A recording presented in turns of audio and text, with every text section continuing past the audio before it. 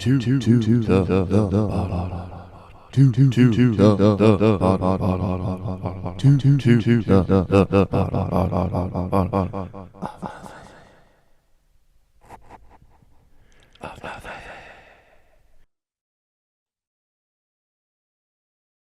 you had to choose someone to punch you in the face,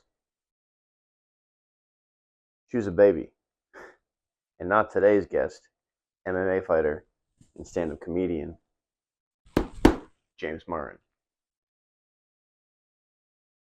I didn't grow up in Southie, but I lived there from 2008 to 2020. Where did you grow up? Norton. And what brought you to Southie? Well, initially I was working construction and things started to slow down a lot. Didn't really have any work. And my grandfather, he's lived in Southie his whole life. He was like, yeah, you should come into the city. He's like, I'll be able to get you a job really quick. And I was like, all right. So, I started, got a job like right when I got there doing like fucking ticket trolley sales. I was selling trolley tickets down at the Atlantic Avenue there, right near the aquarium in Boston, downtown Boston. And then after that, I got a job as a security guard for the convention centers. And I was there for 2 years. Yeah, so. At the, what's it called, the Boston Convention Center? Yeah, there's the Heinz, the Boston Convention Center, and the same group of people for whatever reason. Like Heinz ketchup? Yeah. Well, the same, no, not the same group of people that are in charge of the convention centers are in charge of the Boston Common Garage too. So it's kind of weird. Interesting. Yeah, but that's or at least the security aspect of it. Did you ever have anything happen there? Or was it pretty standard, kind of boring? Well, every time the Comic-Con, came into town, so I went through two of those, and the Heinz Convention Center. I remember. Was I? No, I wasn't I think I was a supervisor already, but I forget. But Comic-Con, you got people running around dressed up like fucking God knows what. And then I walk into the bathroom, right? There's a lot of bathrooms in the Heinz Convention Center, first of all. It's a fucking really dense, it's small when you see it, but it's like really dense. There's like so many rooms, so many, areas that are hidden in that building. And, I'm just checking shit out. Walked into like the third floor bathroom. There's nothing on the third floor going on. The main floor downstairs, everything's going on. And I walked in there and I see two pairs of bare feet in the fucking stall. And I'm like, what the fuck is going on here? So I get the official voice on. I was like, excuse me. I was like, you step out of there, please. Because we look like mini state troopers with no gun, so we're pretty much useless. But anywho, I fucking call them out, and this like Harry Potter fucking looking kid comes out, like 110 pounds, soaking wet. Was he dressed like Harry Potter? I don't know what he was going for. He kind of looked like the fucking kid in Superbad too. Like it was like a blend of Harry Potter and the Superbad kid on the fake ID. Yeah, McLovin, yeah. And then out came behind him this 220 pound, 5'10" blonde chick. Oh, okay. Yeah. So, I was waiting for it. Could have gone either way. Yeah, she was fucking probably flossing that poor kid like a towel. You know what I mean? He was fucking, who knows? But, I just looked at him. I said, okay. They're probably going to see this one day and be like, that motherfucker. Because I was like, okay. I was like, I'm going to walk out of here. And then 20 to 30 seconds, you guys are going to be gone. And they're like, okay, yeah. And then that was it. And because I'm like, first of all, you do so many fucking dumb, stupid reports on miscellaneous bullshit. The thing, a figurine went missing at a fucking Dungeons and Dragons booth. I'm like, so you have to write a whole, essay on fucking the missing figurine. So, I was like, there's no way I'm reporting these kids because not only do I have to do an extensive report of what I came across, you know, I'm gonna have to get those kids like probably arrested. Like, who knows? Like, what would have happened? Mm-hmm. You know, because I feel like security people, like who are in the higher ups, they're just like, oh, I can't wait for something big to happen so we can get fucking known. You know, this is it. So that could be some kind of entertainment. This is my big day. I get the cops involved. Yeah. Finally. Actually, speaking of which, this is actually a crazy story. So Comic-Con's going on. You know, everyone's dressed. Comic, props, you know. Furries. Yeah, all kinds of shit. Video game characters. Or they have their own convention. They probably do by now. But, they, you know, all their own, like, you know, characters that they're being from games or whatever. You know, we're doing our final checkout, like, at 11 o'clock at night. Everyone's cleared out. We're going room to room. You know, there's all kinds of bullshit hanging around. Pieces of costume or whatever. And I looked over. I was with one of the kids I was working with. I was like, that looks like a real fucking gun. Walk over to this fucking gun belt. And it's fucking heavy. Dang. And I said, oh shit. It fucking is. And then I was like, fuck. So I called my boss, my manager, and he was like, what? I was like, yeah, there's a fucking, like, a pistol with fucking 3 clips, you know, the whole belt. It looked like a police belt as well. He gets up there. He's like, fucking, Blood's over. And then he sees it. He's like, oh, shit, it's real. Oh, shit. Some fucking, like, kid who was, like, maybe he was, I don't know, maybe first week in the job or about to be a cop. He brought his fucking gun. Dang. As a costume prop for his fucking anime costume. And then left it and left it like a moron. And how do you forget? Like, on top of leaving, you don't go back, like, instantly? Yeah, insane. Well, I mean, he probably got him laid. Oh, That's probably what it was. He was probably like, yeah, you see this? I'm a fucking cop. It's like, it's real. You couldn't skip the report on that one, huh? Right, yeah. So that kid got fired. I don't know who his name was, or I don't know. But, yeah, I mean, if he's out there, I'm sure that's a story he'll never forget. Yeah, that's a rough one. Yeah, you got to go, like, indoors. So you guys got to call the police, right, at that point? Or, like, who do you call to... Yeah, so every time, like, that's what a security guard is. A security guard is just like a, you know, you protect that property or whatever, but it's also like you're a big eyewitness. Mm-hmm. That's all you are. You're just like a very, you know... credible? Yeah, exactly. You're a credible eyewitness. You have no... Well, some do, right? But in Massachusetts, like, you have no form of defense against anything. You know, you're just a walkie-talkie and a fucking... You know, I saw fucking. So, but yeah, no. So I worked there for 2 years. So there's a couple interesting stories.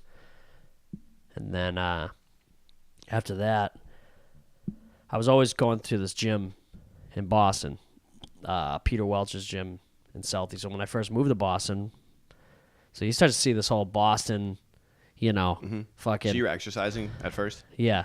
Well. Like, so I got there. I had already trained at this MMA gym prior to that in Taunton, so it was a town over where I grew up, and it was called the Boneyard. It was like an old school MMA gym, you know. And I had done 2 amateur MMA fights with them from 2007, 2008ish, and then when I moved to Boston, I started going to this boxing gym, Peter Welch's gym. And I didn't really do much MMA at that time. I just kind of did boxing for a good stretch. But I went there. My uncle knew a guy who was like, hey, you know, I know this guy. He's friends with the owner. Why don't you come in? You know, tell him you had some fights, whatever. So I did a class. And he saw me. And we got to talking a little bit. And then I asked him what night was sparring night. You know, because he was doing a class for, like, just everyday folks. Mm-hmm. And then he's like, oh, you know. There's, I think it was like Tuesday night, maybe Thursday night. And I get there. And I came from like an old school MMA background. I don't have boxing gloves. I just had small gloves, fucking no headgear. You know, in boxing, you always wear headgear when you spar usually. And then I get there. I get in the ring, and like I'm a fucking pretty lanky kid.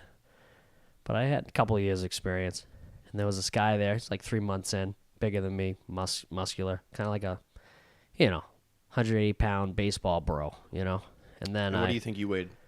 at the time, I was like 143. And, I went over, asked for gloves, got in there, put my mouthpiece on, headgear on, and just beat the shit out of the guy. Like, beat the shit out. Like, the bag, his nose was busted up, all kinds of shit. So it wasn't light sparring. No, I mean, honestly, like, I get into that later, but boxing sparring is like, it's seldom light. You know what I mean? It's so fucking explosive most of the time, people are trying to get their timing just right, and they fucking, get big gloves and headgear, like, oh, we'll go fast. Fast turns to hard. One thing leads to another, and then, it's not shitty. It can be shitty. Right. But, it's supposed to be tactical nonetheless. Like, Yeah, if you it's do sanctioned. rock somebody, you say, hey, Yeah, you're not going to, like, chase him down, Right. right? Yeah. But the owner of that gym, though, Peter Welch, he said, hey, he's like, you train out of here, you fight out of here. And I did miscellaneous, like I did janitor shit. He's like, yeah, you can train here. I was like, all right, fuck. So I was training there. Then I quit that security job. Because they completely fucked my schedule so bad. They put me on all overnights. And I was like, all right, that's just a fuck you. And extremely boring. and hell for your body. Yeah. Like, overnight work is fucking terrible. That's what the robots should be doing. You know what I mean? Not Working the at fucking night. They're the graveyard shift. You know That's what I funny. mean? Yeah. Now you're on more alert. Now you got a robot watching you at fucking midnight. Don't fuck around now. I've never You thought know, of that. like, Yeah, that's it's a great just like idea. you're it's gonna kill you. Yeah. But Robots at night. right, yeah, the best security in town. Where's my son? But yeah, so I started training out of there, and then when I left that security job, I started working there. So I was working the desk at first, and then I started teaching like fitness class, and then I started taking on clients. So that was about 2011, 2012, and yeah, and then just been in that industry really ever since. How long did you train before your first amateur fight? About maybe a year-ish. Yeah. Had you had a background, like growing up? Did you ever do like karate or jiu-jitsu or boxing as a kid? Well, I've always been like into sports. I played a lot of football. I played all through like the minor leagues of football, like, D team, C team, B team, A team. And I dropped out of high school as a freshman. That's a whole nother fucking story, but I didn't get to fucking fully play high school football. Like, I played with some of those kids. Yeah, you have to go to school to play high school Right. football. And my grades were so bad that, they wouldn't allow it. Which is kind of funny. It's like, wouldn't you want me to, Yeah. like, the wrestling team was the same thing because they just started wrestling. He's like, come on, man, you got to get good grades. I'm like, how about you let me wrestle first, then maybe I'll get C's. You know what I mean? Like, fucking. Yeah, they're putting your focus in the wrong direction. Yeah. Well, I needed to, actually, ironically, just thinking about that, I actually needed the release of the aggression that, is life and everything to do with it. So I was like, fucking, I always saw it in the opposite aspects. Like, if you give somebody the outlet, then everything else grows behind it. I see. But Do you feel that that's still accurate? Do you feel like that's something that you've like kind of lived by? Like you get the aggression out and then you have some clarity? yeah, I would definitely say that for sure. And I think exercise and, whatever it is, he's fucking even playing Xbox sometimes, you know what I mean? Just fucking hits right. Hell yeah. Like, but you gotta know when to pull the plug, right? It's kind of like training. Mm-hmm. You go too fucking far on working out, then all of a sudden, Xbox, you're gonna burn out on that too. You're fucking 3 hours of fucking Xbox later. You're like, what the fuck just happened? That's happened to me before. I'm not gonna lie. So, but It can be a good release. yeah, absolutely. So did you win your first fight? No, Oh, was it a draw? no, it was a loss. How'd it go? Well, to give a little background. This kid was from another gym in Massachusetts. So back in the day, it wasn't like It was 2007 ish. yeah, I'd say halfway through 2006. I trained at that gym in Taunton, and then I went to another gym in Bridgewater one day to spar, and it was actually the gym Joe Lazon originally was out of. So I don't know if you're familiar with Joe Lazon. Joe Lazon. Is he a boxer? No, MMA. Maybe Yeah, that's not him. Easton's from Massachusetts. I think he has the record for the most post-fight bonuses. Oh, so wow. like the most like bonuses, win, submission, it's knockout, whatever. Entertaining. And it was actually his old gym. It was called Reality Fighting, Reality Self-Defense. I don't know, fucking losing it. Yeah, it was Reality Self-Defense. Reality Fighting is the fucking promotion. Anywho, yeah, this kid was in there. He was 2-0 with 2 finishes in the amateurs. And I went in there to spar one day, and we had a pretty good go. So the promoters... You and the kid that you had your first fight with? You sparred? We sparred before we fought. Okay. Not knowing that... Well, right. Kind of knowing, because you just fucking... The world was so small back then. Mm-hmm. And then my coaches were like, hey, you want to fight him? Blah, blah, blah. And I did pretty well in, like, a kickboxing exhibition. Like, I had a fucking war in that. And then I won a grappling tournament. So in their mind, they're like, yeah, let's throw him in there. Get in there. Fucking probably take... Was this at Shriners? No. This was at the Plymouth Memorial Hall back in 2007. And then, so this kid beat the shit out of me. Damn. For 3 rounds, beat the shit out of me. Hey, you went the distance. That's yeah. I mean, something. I probably took 32 fucking shots to the face Shit. with small gloves, but I was actually pretty unscathed. That was pretty good. And then, yeah, at least a tough start is a good start. You can go up from there, right? and then the 4 months later, I did another one against the guy who fucking killed my teammate, pretty much, like just absolutely destroyed him. They called him Hot Chocolate, I think. He was like this. You called him that? No, that was his that was his nickname on the All right. freaking Nick Patnod. His name is, and he. Is he a Norwegian guy? No, he's like yeah, white chocolate.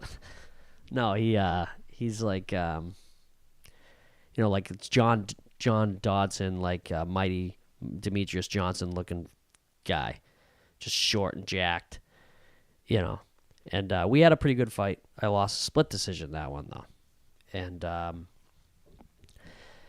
then I just kind of when I moved to Boston, I stopped training MMA and I just trained boxing at Peter Welch's, and then I had my first boxing match. Yeah. Did you have headgear on?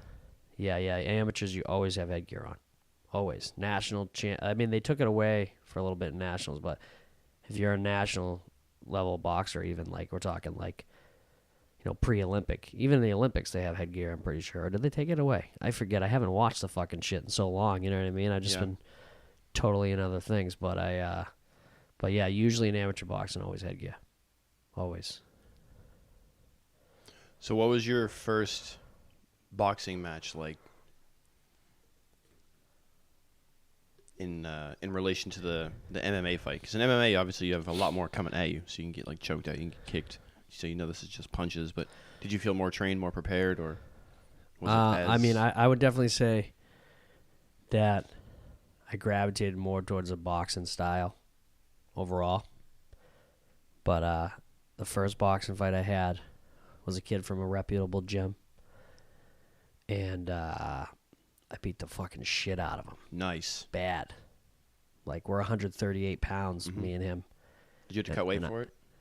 Not really. I mean, like maybe like a few pounds just getting in shape. And then I almost knocked him out in the 3rd round. I gave him a standing 8 count. And then the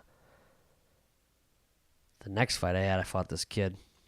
It was part of a tournament. It's called the Marciano tournament. It's like a local, like amateur boxing tournament. And there's in the novice class of boxing, if you have under 10 fights, it's 3 2-minute rounds is the fight. When it goes to open class, though, it's 3-minute rounds. And so you expect everyone you fight to have under 10 fights. But sometimes you get guys who've been in the gym for a long time, and they're just starting to get to it, you know. Mm-hmm. And I fought one of those kids who was, you know, and he's good. You know, I'm not even dogging him. We had a very close fight. I thought that I ran away with that fight, but he ended up winning the split. I think it was a split. I don't know. But he hit me with a good body shot in the first round, like almost put me down. I stayed up, though. How does it feel to go down from a body shot? What is it different? Like, Oh, your whole body's just shut just down. loses it. Just shut I've down. been gone down from a headshot when I was from sparring, so I know like you get really foggy and just kind of fade away. But like, I've never had a body hit. Oh, yeah, yeah. You feel every bit of it. You feel every bit of it. It is fucking awful. He's a lefty, too, so he cracked me right in the liver. I, like, winced, curled, and, like, still stayed in it, though. He's still hitting me. Second round, so a little bit more even. Third round, I was fucking all over him. All over him. And, you know, he ended up getting the win. But, you know, I actually know the kid. He's, you know, we're pretty cool. And then after that, I fought in the Golden Gloves. And I won the first fight because this tall, lank kid. And the second fight, I fought this kid. He's actually a decent local pro now. He fucking lit me the fuck up. Just pop, moving around. I had like a big black eye. It looked like a boomerang down my face, dude. Like a big fucking swipe. Have you ever broken any bones in your face, like a cheekbone or orbital or nose? I definitely, my nose has been broken. I just don't know when. Yeah. You know, it's part probably of just slowly chipping away. Like, Yeah, you got like a calcium buildup now. It's a Yeah. little stronger. no, I did a CT scan because you have to get a CT scan before pro fights for your head. And That's they're nice like, of them. yeah, well, Massachusetts is pretty, you know, pretty strict, Mm-hmm. but they don't want you to die in there. God forbid. But they, the doctor's like, yeah, your nose is fucking broken. But there's no swelling. He's like, it must have happened a long time ago and you never got it fixed. I was like, well. Yeah, your hands are probably similar too, right? My hands never broke. That's good. But, I mean, I broke this knuckle one time. That was it. And then I had one orbital fracture right here from a thumb. It's a strong thumb. Was it a Shaolin monk? Well, it was wrapped in the boxing glove, Oh, and it was the okay. thumb end of the glove, and it just fit perfectly right into my orbital. And I Ouch. heard I actually heard a crack in my head, and I was like, what the fuck was that? And my eye, I was holding my eye, and I went over to my corner. It was, we were in the gym sparring. And sometimes, like I said, sparring's it's shit house. And I go up to my coach. I'm like, oh, something's wrong with my eye. I feel like something fucking broken there. He's like, let me see. I take it away. Nothing's there. It looks fine. Mm-hmm. I fucking go blow my nose. Dude, air from my fucking nose was flying out of my fucking bottom eyelid. And then it puffed up. Hey, coach. Yeah, and I was like, oh, I got to go to the fucking hospital, dude. So I went to the hospital, sat there for like 6.5 hours in the ER before a specialist came in to look at me. And they're like, oh, yeah, you broke your orbital. But it was clean. It was like a barn door or like a door. It wasn't like shattered or spider-webbed, which is lucky. I didn't need surgery. I was with somebody that broke their orbital bone. We crashed a lifted golf cart. When I was in high school, my friend had a camp up in Maine or New Hampshire, and a group of us, there was 3 of us on this golf cart, and it was lifted and had like spinner rims and LED lights underneath. A fucking golf cart? Yeah. What it was the like hell? It was a camp, so like people have, like they pimp out their golf carts. It's like a Grand Theft Auto fucking custom character. Yeah. And so we just kind of hit this downhill, and my friend who was driving would kind of hit the gas, and we were like hauling ass down this hill, and then we got speed wobbles, and then the golf key tried to, we got overcorrect, and then we went sideways and flipped. So my friend who was driving, he was able to like hang on to the steering wheel. So we went like to the right, and so he held onto the steering wheel, and I was in the back, so I just got kind of thrown, and I somersaulted or like tumbled, whatever. And then the guy who was in the passenger seat, he just tried to like brace, And so when we went down, his head like whiplashed into the ground. And it was kind of like it was at night, and so he didn't do anything about it. And the next morning, his head was like purple and like swollen like a grapefruit. His whole eye was completely shut. Holy fuck. Yeah, we were lucky that he didn't like get concussed and die. Oh, he was definitely concussed. Yeah, at least. But did he almost died? He had a fucking hematoma coming out of his head like a twin. Yeah. A conjoined twin coming out of his head. That's fucking terrifying, dude. It was. Yeah, and he went to the hospital and he came back and told us that. He's like, dude, I broke my eye. Whole eye socket. Jesus Christ. Dude, fuck. You know, that actually makes me think of, I got so many fucking crazy fighting stories, dude. You know, like I was just thinking about, you know, it's not a ton, but I've definitely probably been in like, I don't know, maybe over a dozen street fights over the course of like Lifetime. I'd say one of the craziest one I've ever been in was when I was in the fucking 8th grade. No joke. Dang. So this would have been Newton? Norton, sorry. Norton, yeah. Norton's close to far. No, Norton's far different from Newton. Norton is like, you know, like a Methuen or something. You know what I mean? It's like, it's kind of shitty, but you know they change. They're trying to prove. Well, that's the thing. Like you'd have one section of town. You know, fucking Troy Brown lived in it. Right, you know, you got Patriots players that buy big property. There's big fucking houses. My old construction boss's house was like a fucking castle. But then on other parts of town, you'd have, you know, these houses that look like fucking moonshine shacks, you know, like, and then people live in them. And then there was everything in between as well. But, yeah, this kid that I ended up getting in a little beef with in school, we ended up getting in a fight in the middle of the fucking main road of this neighborhood that's pretty fucking busy. Did you fight before or after school? We were actually, it was after school, but we were on the way, me and two of my friends were on the way to meet him, to fight him. Or I was going to fight him, and they were just going to be there as, like, muscle or whatever. Says, yeah, organize a sanctioned fight. So you, like, during school, talk shit, meet me here after school kind of thing. Yeah, so we were on the way to his house. We were walking. It's fucking freezing out. It's like February. We're bundled up. And then a car pulls over.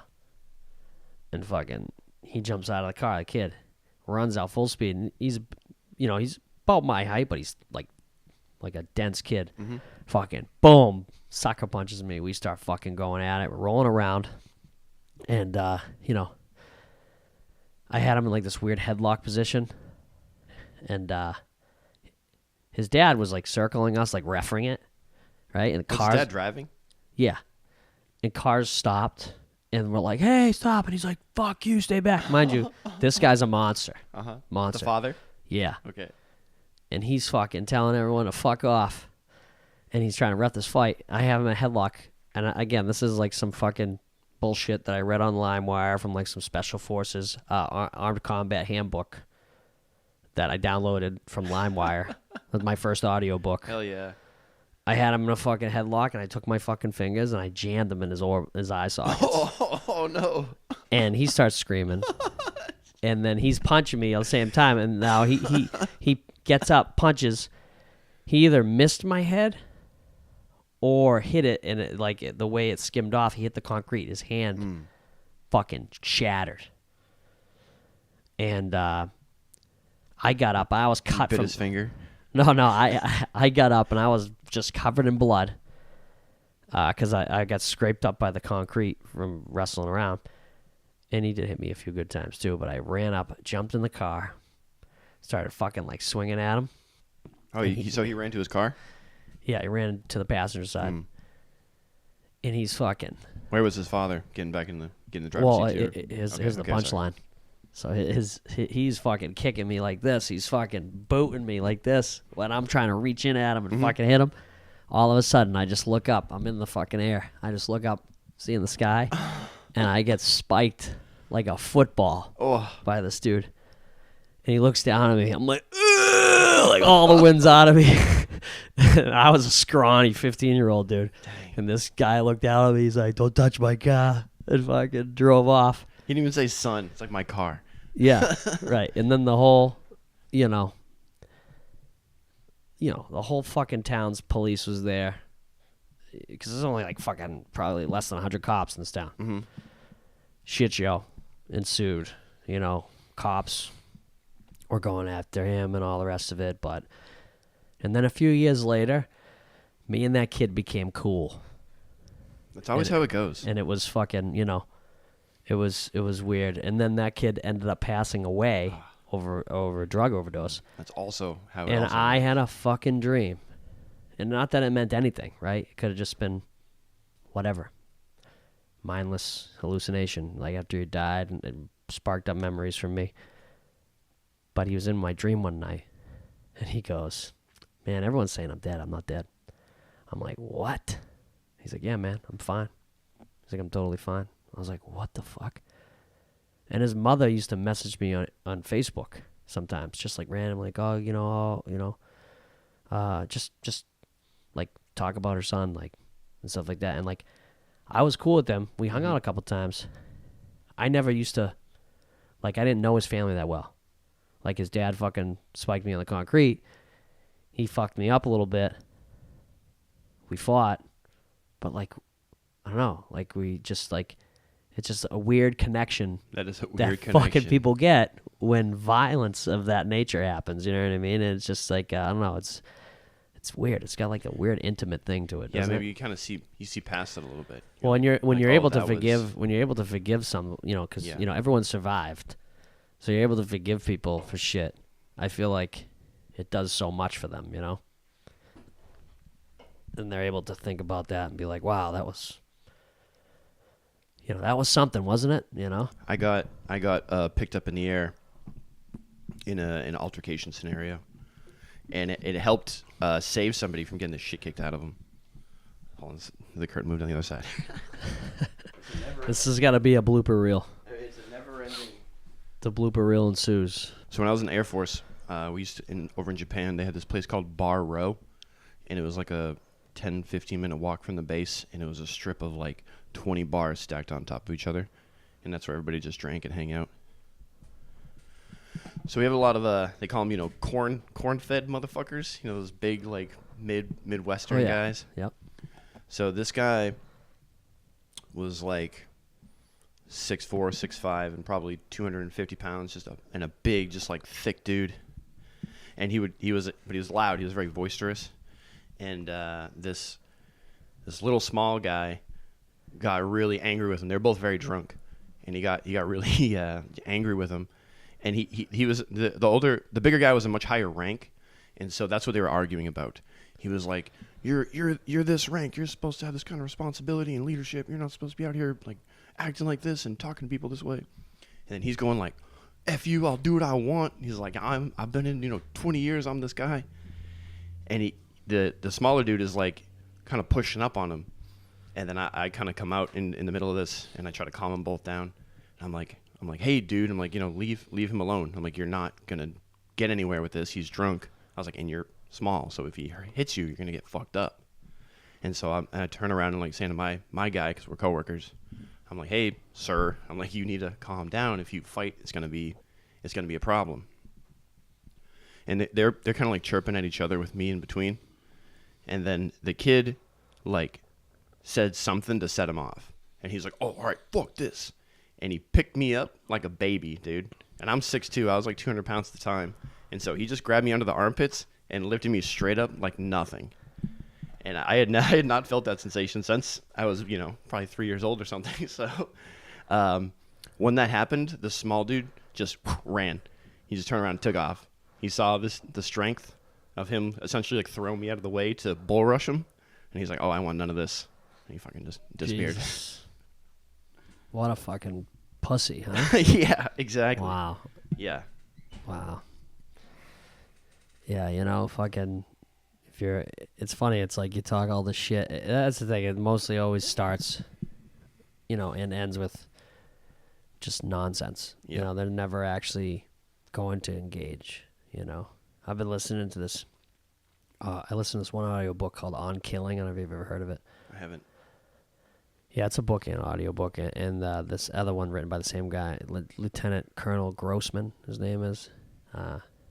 He another one called On Combat that I'm listening to right now, and it's just crazy. Like he talks about non-killing. Like there was like in World War II, there was like somewhere between like 70 to 85% miss rate for people shooting. Yeah, I've heard that. And like the rest of the 20. So he said pretty much World War II was like, the front line was 80% of the guys giving the bullets to the psychopaths or the sociopaths that were like bing, bing, bing, bing, boom, boom, boom, boom, boom. You know what I mean? And then how they realized that humanity doesn't really want to kill each other. So what they did was created training to make it easier, you know, using mechanical distance, using real cutout, like targets, not just circle targets, Yeah. cutout targets, and then video games, simulators. He talks about pretty good argument about video games and like how like, hey man, like Just get used to it. I hate to break it to you, but we have kids that come into the cadet program that fucking shoot expert that have never shot a gun in their life. They're 15, 16 years old, and they're like, oh, you guys ever shoot guns? No. It's like, oh, what do you do? Play video games? And they go, yeah. Yeah. Which ones? 8 hours a Oh, day. yeah. Love the shooting ones. Love Call of Duty, right? And that's in the book. He talks about that. Like, not every kid that plays violent video games is going to be a shooter. Yeah, of course. But, I mean, look at our problem. You know what I mean? I'm not saying that's the sole reason, but I'm sure there's something to it because, like, if it can make someone... desensitized, right? Right, to a degree. I mean, I grew up on video games. Like, I'm freaking 6 years old all the way to fucking Right now. present day. Yeah. You know? And it's had ebbs and flows. Like, I've gone like 12 hours straight.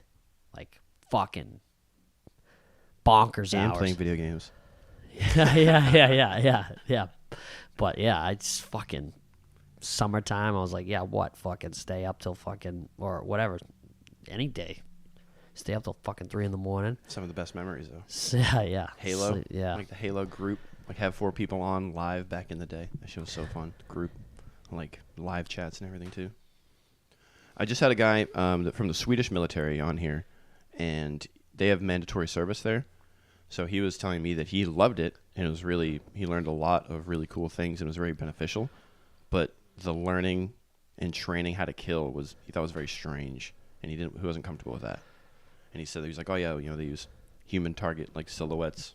He's like, it felt strange to shoot at that. Yeah. Well, I mean, that's how they get, that's how they get you to. It's not really, so when your adrenaline hits, your emotional factor doesn't become an issue. Whereas, like, you're more afraid of keeping yourself alive. Mm-hmm. So you're trained to shoot a target that looks like the target, and you do that over and over again. Video games the same way. Video games conditioned, I mean, all of us really, especially if you've played them. Absolutely.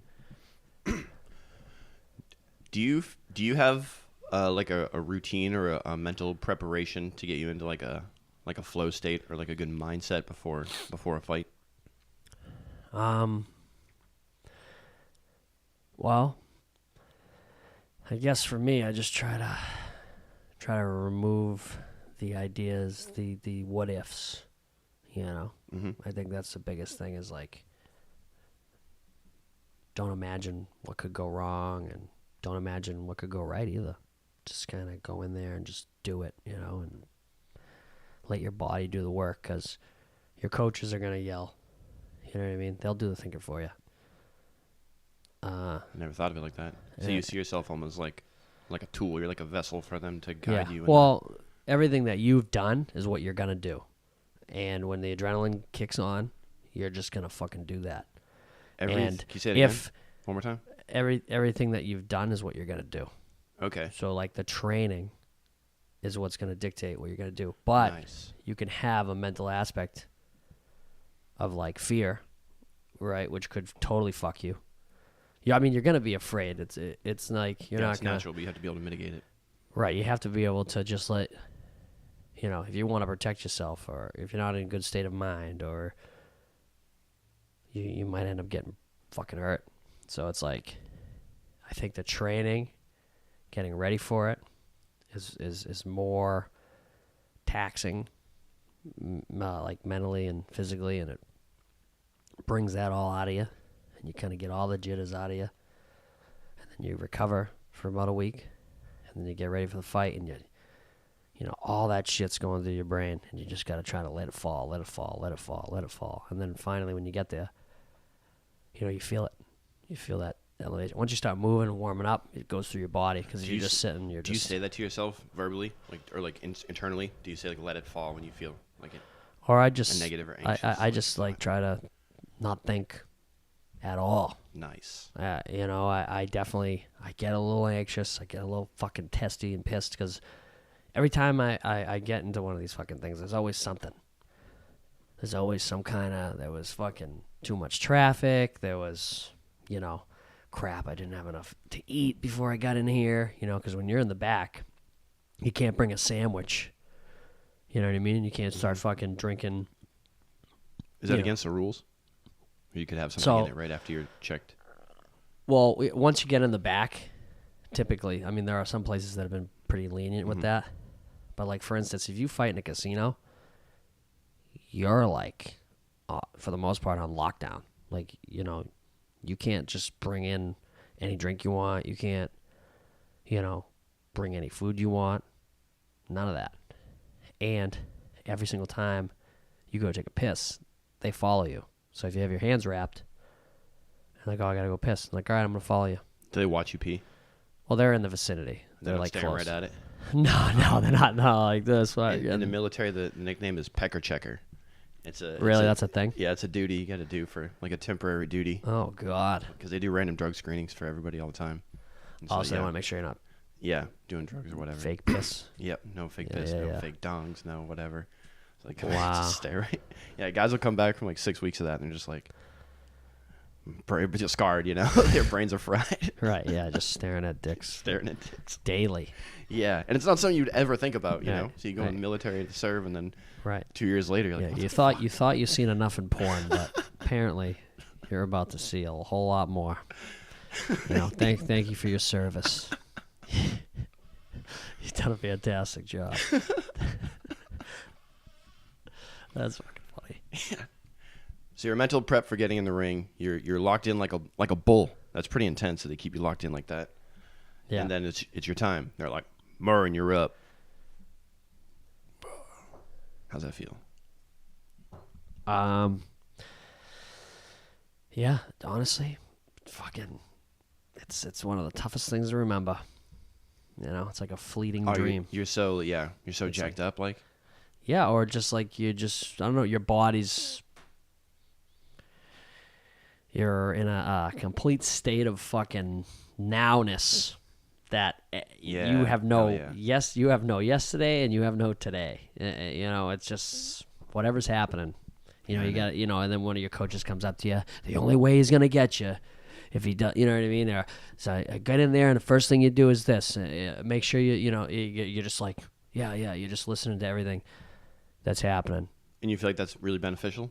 Yeah, I think it's great to have good coaches to tell you, I just you know, saw. what to do. Was it you the post?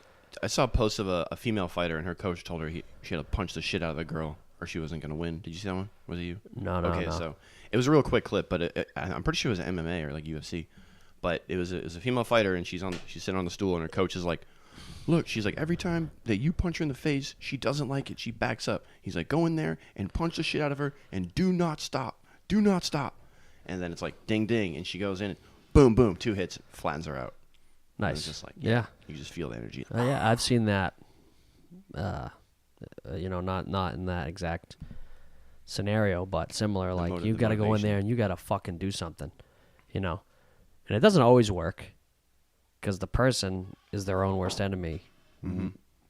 9 times out of 10 in all of those situations, what you did before, what you did leading up to it, if you smoke and fucking drank in the training camp, or you ate like a complete piece of shit and you died to cut weight, or you just have like a mental lapse in the middle of the thing. Like I've had that happen to me before too. Like my last pro fight before I took a long break, I got into a fucking brutal slugfest with a guy that, first of all, I shouldn't have even been fighting at the time. I shouldn't have even myself been fighting at that time. Mm-hmm. But, fighting the guy that I fought and doing what I did in that fight put me in the worst possible situation. I ended up going to war with this fucking guy. And that was the only MMA fight to date that I fucking was concussed. And I was like, damn, that was fucking stupid. When you say war, you guys just stood and punched each other, right? Oh, we just were Like fucking. a phone booth. Dude. That's fun. He wobbled me, I wobbled him. It was fucking. People love it. People like screaming and cheering though. Like, is that part Yeah, you it feel was. the It was. energy of people It was wanting fight that? of the night Hell out yeah. of 12 fights. Nice, And dude. there was like a world title, 2 world title fights that Shit. night. But you're fucking paying for it, right? Yeah, I had 2 black eyes. I was fucking ice in my head for like 3 days. You know, I was pretty coherent the day because the very next day, I walked in to the jiu-jitsu gym or the MMA gym I trained out of to get my blue belt test. Whoa. And they did this old ritual. I don't know if they still do it, but it's like the gauntlet or whatever. They got like, 32 people split into 2 groups. Mm-hmm. And they take off their belts and you walk through and they just fucking whip you up and back as hard as they can. So my wife at the time, or she's my girlfriend then, I walk into the fucking house. I got 2 fucking black eyes. My head's all swollen. And I have just bruises and lacerations and fucking, I look like I was chewed to bits. And she's like, what the fuck? Yeah, good times. 2016, what a fucking year. That's intense, man. So you said you didn't do any fighting when you were you didn't do any forms of like mixed martial arts when you were younger, like no jiu-jitsu, no boxing, karate. Well, when I was 17 years old, when I started training at the MMA gym, I did do jiu-jitsu, I did do Muay Thai, I did do wrestling, I did do boxing. But before that Was football? was football mainly, but then I trained, when I started working construction, my first construction boss was a karate brown belt and Sounds about right. but like one of these old school brown belts from like 1970 who could fuck you up. Been to Japan. You know what I mean? Like smoke cigarettes. Yeah, no, it hasn't even been to Japan, but learned it from the source, you know what I mean? Like back in the 70s, it was like fresh off the boat, it was pure uninhibited training methods. Like we would hit a heavy bag in the garage.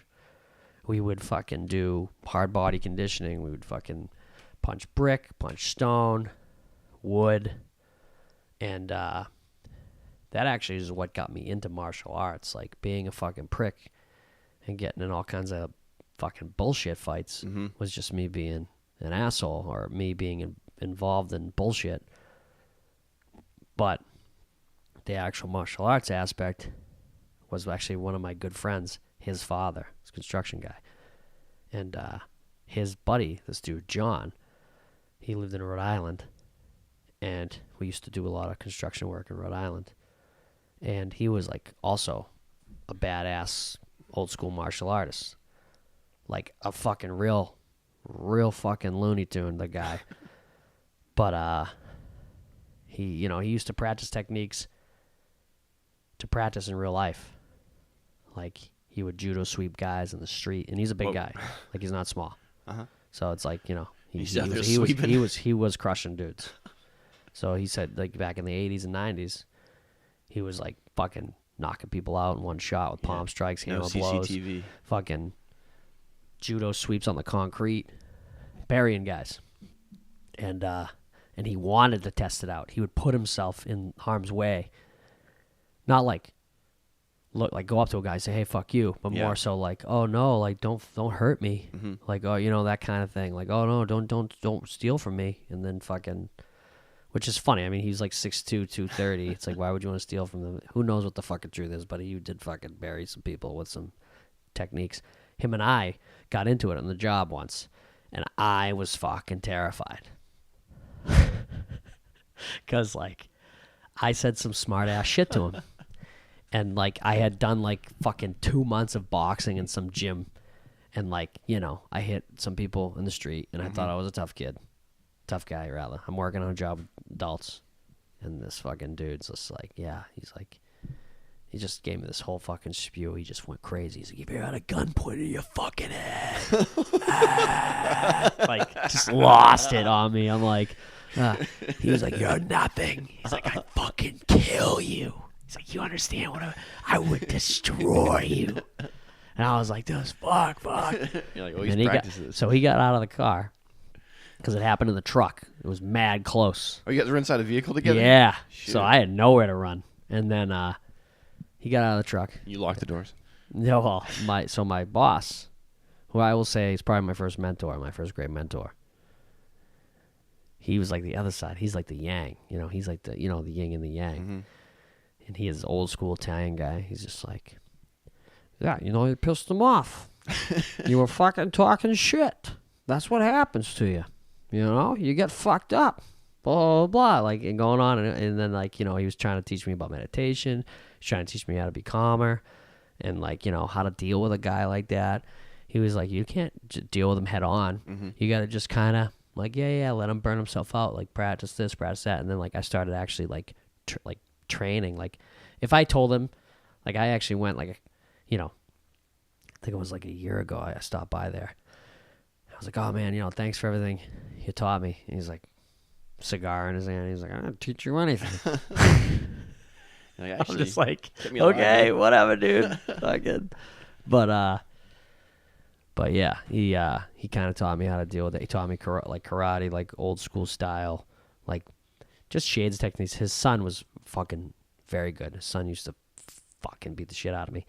But I bought a jiu-jitsu book that I started to read because I started reading martial arts, like books and techniques and all this shit. And then, then I started training MMA like 6 months after that. And I think it was really because, like, it's obviously a culmination of events of me being bullied, me getting fights, me getting into the real world at 16 years old and getting fucking jacked right away. I said, wow, like, I don't know shit. I need to learn how to protect myself.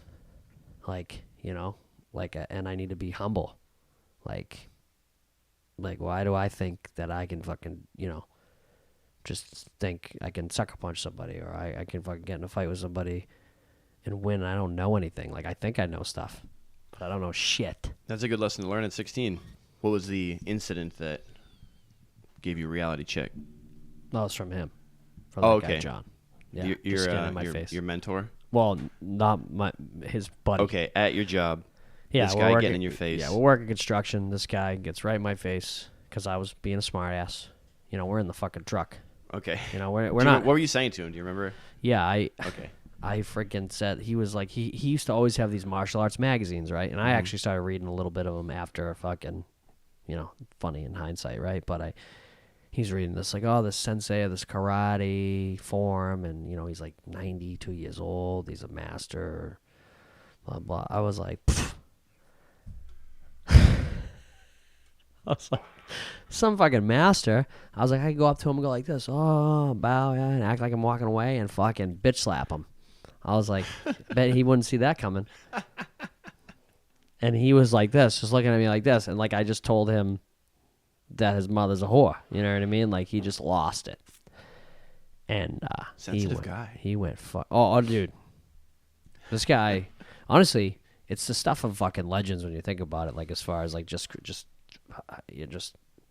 how far down the rabbit hole someone can go. He would have recordings of himself talking about the history of every martial art. From karate to kung fu to jiu-jitsu. Where is he now? Let's get him on the podcast. I don't I don't want to be in a room with him, dude. it's crazy. I don't even know if he's ready for. I don't even think like this far into the game. He must be in his 60s now, and he's probably, Jail. No, he's probably not jail, but he's probably not fit for public consumption. He's just like, managed a building. As most construction people are not. He managed a property in Cranston, Rhode Island, lived in the basement. Just fucking real recluse. When I was in Thailand, I saw this guy get the shit kicked out of him. He did the same kind of shit. He pushed it with somebody that he shouldn't have. Yeah. And I don't know how this started. So the way the bars work there, it's like on the side streets. There's like these little like kind of like speakeasy, like garage door bars. And so they're long, narrow bars, and they turn off the lights and they turn the music off to like stay open all night. So it's probably like 3 a.m. or so, and my friends and I are sitting on the like front porch of this bar, and it's a side road, so there's no cars in between. And then on the other side, there's another bar. There's another bar, and it's all just quiet. So you can kind of hear just like small murmuring of conversation. And then out of the quietness, you just hear, "You bit me nose," and we're like, "What the fuck? You bit me fucking nose!" And we're like, "Oh shit!" And we look over, and this guy is trying to run like out of the bar, and it's a smaller guy. And he's being chased by a massive, like, fucking big British dude. He's just, like, a fat, like, stocky, just full, thick-shouldered guy. And he's chasing him. And this, like, Thai waitress is just in the way. And he throws her, like, a sack of potatoes. Just ice. Like, we're across at a different bar, right? And I see her. She looked like a ghost. Like, I could see her silhouette. He threw her between the light and the pool table. He just tossed her because she was in the way. And so she hit the opposite wall, and so this guy's running, and as he's running out the front, he's chasing him from behind, and he grabs his shirt from behind, and he grabs a beer bottle that's like on a table, Shit. and he fucking full swings and smashes it off his face. And we're sitting like 15 feet away from this. He smashes the bottle like pretty much right directly in front of us, and this guy goes down, and then he picks him up off the ground. And he throws him into a stack of mopeds. Oh, and then shit. We don't know what, like, we're feeling the same way. We're kind of sitting there, like, in shock. Like, because at first you're like, oh, cool, like, bar fight. Like, what's these guys going to, punch each other? And then you're like, oh, this guy's, like, going for murder. And so he got him on the ground, and then he started just dropping haymakers on him. He was just like, boom, boom, boom. And that's when you realize, like, okay, he's not going to stop. And thankfully, like, some people, like, came out of the shadows and, like, grabbed a hold of him. And we're like, hey, man, like, you need to, like, chill out. Yeah. So they pulled him off, and then the other guy is like stumbling around. He's holding his face, and he's like stumbling around. And he came over towards us, and he was like bleeding. He had like blood like pouring down his face. And the Thai chick who owned the bar we were at, she came out and like told him to go away. She's like, no blood, because he's like dripping blood. She's like, no blood on my bar. She's like, no blood. She's like, go away, and just send him. He had a friend with him, thankfully, so like they were able to hopefully go to the hospital. Yeah. But they like send him up the road, right? And if that should happen like anywhere else, like the police would be there, somebody would be arrested. There would at least be like a report or something, right? Yeah. So the next day, I went over to this bar because I was fairly friendly with the staff, and I hung out there and played pool all the time. So I went over there and I was like, hey, like, what the fuck happened last night? And I was like, we heard this guy screaming, like he got his nose bit. We saw him like beat the shit out of this dude, and she was like, shh. She was like, she pointed. And I'm like, what? And I look over at the bar. The guy was still sitting there. Like 9:30 in the morning. He had drank all night. And so after he beat the shit out of this dude, he just went back to the bar and sat down. And so I was like, I gotta get a look at this guy. Because it all happened in the dark. And so I walk up and I go to the bar and I just like sit down. And I look over. His fucking nose is hanging off of his face, dude. From the bite? From the bite. Jesus he had like Christ, an inch gap in the top of his nose. And on the side, it was like a deep chunk. Just like pulled down. And he I don't know what's worse. Sitting there with a beer. Yeah, he probably needs a fucking goddamn shot, dude, like a tetanus shot or something. He's probably he needs a year-long course of antibiotics. The human bite is like a Komodo dragon. Dude. It's fucking filthy. It's bad. Oh man. Yeah, man. That's why some people, if they punch someone and they get teeth in their fucking knuckles, like they get cut by teeth, they need to get some shots because that shit's gonna fuck you up. That's wild. That's why there's so much bacteria in a bite. Mm-hmm. Yeah, because the bloodstream when it's out in the open like that. Oh yeah. So much hyper focused, and who knows what that guy ate? You know what I mean? He probably just got done eating a Thai ladyboy's ass. I can take a bite out of fucking. The way the smaller guy looked, you're not far off. It was very possible that was. Isn't that what everyone goes there for? I mean, There are some people that go there for that.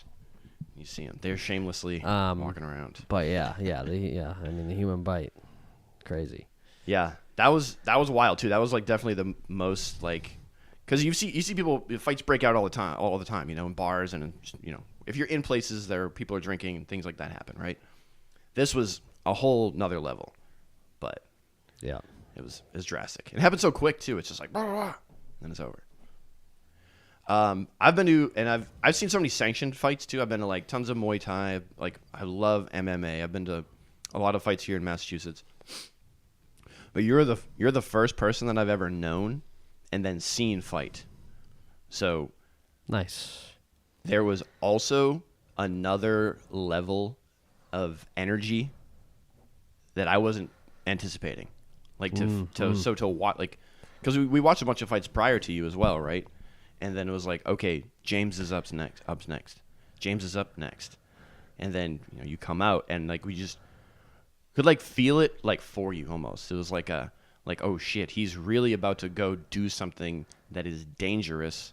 Yeah. And he's been planning and preparing and training for this, and we've been watching this process, and we want to see him come out on top and be okay.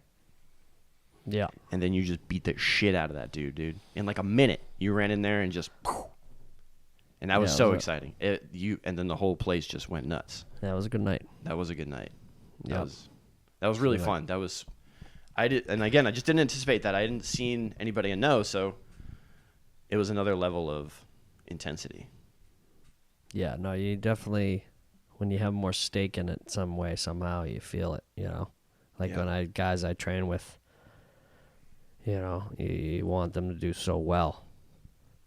And it sucks. Do you feel it too? So when you see your friends fight and when you guys you're like that, here we go. Like, okay. Yeah. Even if I'm there or I'm watching on my phone, I'm very animated. I'm very into it, Yeah, it's all like stand-up where you want to see your friends do well at that too. Like, it's not as scary. You're not going to get attacked and punched, but you want to see your friends crush. Yeah, you'll throw them the on the back, just to kind of quell the fucking talkers at the bar, like pay attention, When was the first time you got on stage? Like open mic or whatever.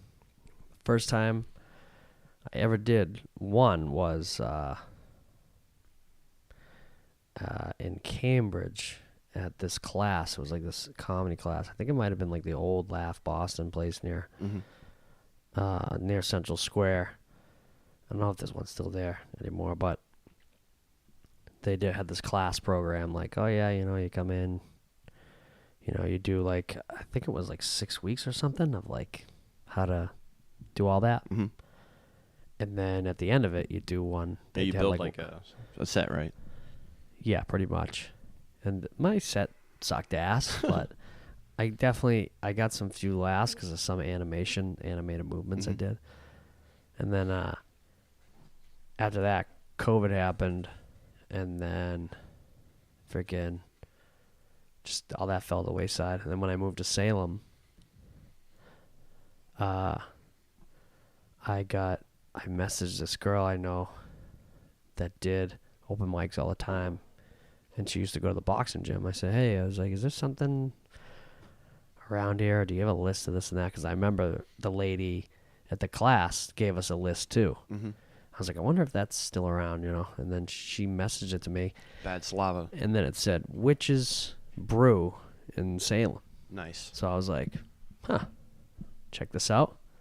I walk in there and Allie was doing karaoke or Allie's FaceTiming her niece or something. Yeah, Allie's there running around doing her thing, and there was a couple other people there. That's where I met, Chris Leadham and Ethan and the gang.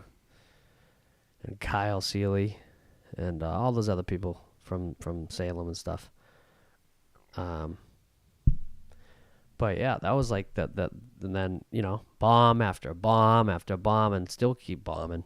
You have your fucking good nights and you have your bad nights. Sometimes it's you, sometimes it's the crowd, sometimes it's both. Sometimes it's freaking. It's kind of like, it's not like fighting, but it's like kind of like in the same way. Like you get a little adrenaline. That's what I was just gonna ask. And like you get a little speck of it, And then you go out there and you're just like, oh, hopefully, like, I don't slip up on something, or whatever. Yeah. You gotta give that. You get filled with self doubts, and then you just kind of say fuck it, and just do it, And but yeah, I think I asked Christina. I was like, what kind of comic do you think I am? Like, if you had to stylize it. She was like, oh, Boston trash. I was like, oh, that's great. That's fantastic. Yeah. No, it's funny because like, It's accurate. yeah, Trash is like not derogatory. It's like right. Yeah. It's just category. Yeah. It's original. It's OG, right? Because my mother's side is all from Southie. That's what it is. It's very OG. Yeah. They're my grandfather grew up in the old colony projects. My grandmother grew up in the D Street projects. They used to walk each other fucking school and, old school Southie, All Souls kind of way, like, throw rocks at the bus full of black people kind of Southie. You know what I mean? Classic. Just the old school, that's why I sound like this because my mom, because she sounds like this. But my dad, his family is from Scotland, but they lived in Columbus, Ohio. Super random. Like, hey, we just came to Scotland, one of the, really beautiful countries. Just moved to Ohio. You know what I mean? And then when my dad has like a plain Jane accent. So all the words I say with the AR or the AH, like I don't pronounce my ER. There's only one word that I pronounce with an ER that I learned from my dad. And it's motherfucker. And that was literally driving, going to a football game. Sounds very Midwestern. Yeah. Pull over, motherfucker. Shit like that. And that's the only word that I say that's got that. Was your dad impersonating a police officer?